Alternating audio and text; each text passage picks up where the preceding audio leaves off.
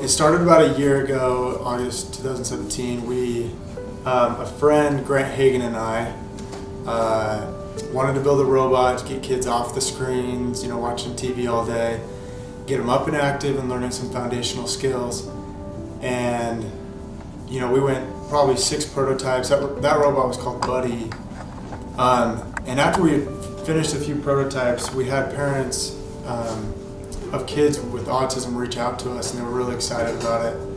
And that's when Grant and I realized that we really were in the dark. We didn't really know a lot about autism, and so that's why we brought on Kaylee and Jake.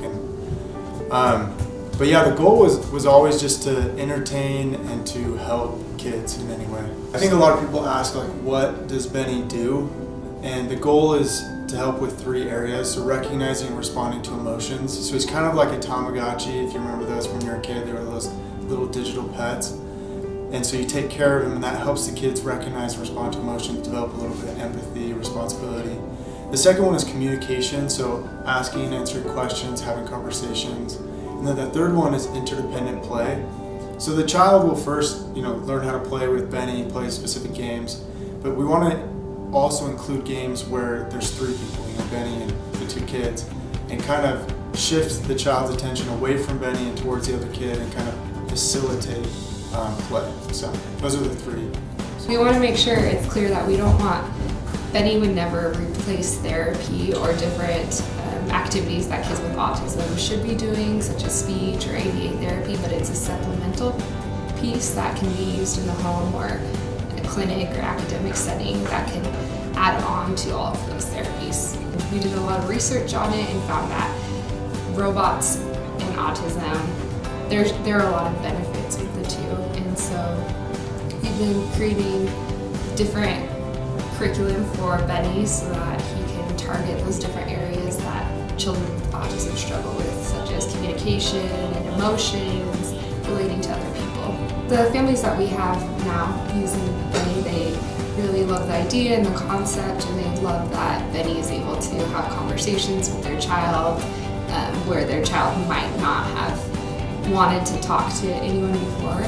And the families that we go out and meet who might not even have Benni yet, they're really excited about the potential that he can bring to their child and the different experiences that Benni might allow them to have.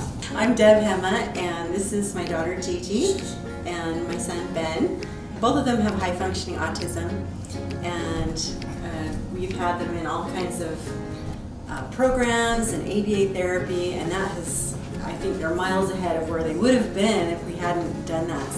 So both Ben and Gigi are they can be very articulate with their words, but as far as social things, sometimes there are some things that we would take for granted.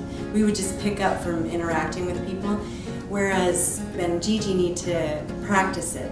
So one time when Ben was in kindergarten, I remember he was talking to a cute girl, and anyway, he kept talking to her, and she turned around and she walked away, but he kept talking. And so it's some of those social cues that, learning how to deal with those. So the back and forth is really good. I like the design, the wheels, and how it can turn. It's so cool. What are some of the things that you and Benni talk about?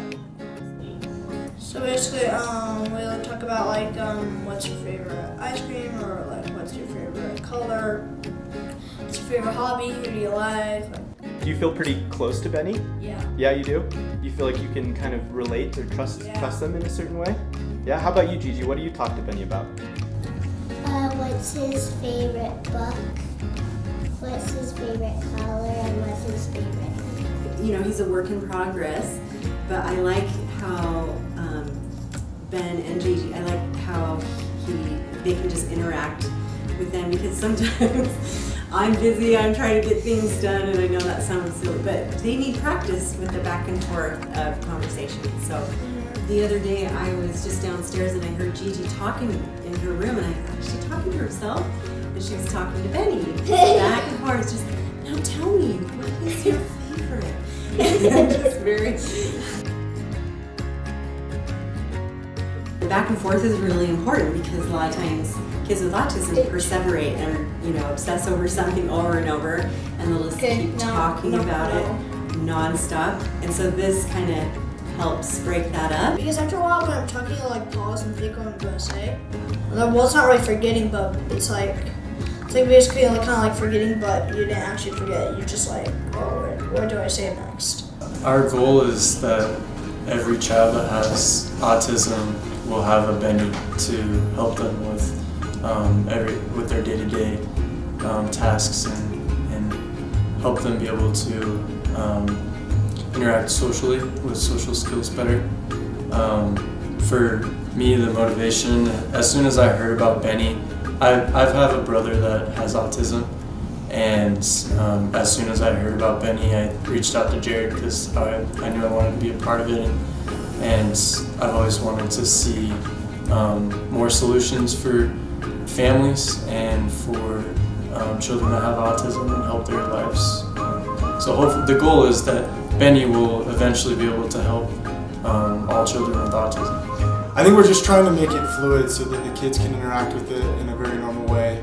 One of the benefits, we talked about earlier, whether it should be in clinics and universities and schools or whether it should be in the home, is that we wanted to be like the first friend of many friends to come. We wanted the child to be able to practice things with Benni and then go to school and practice those things with other kids.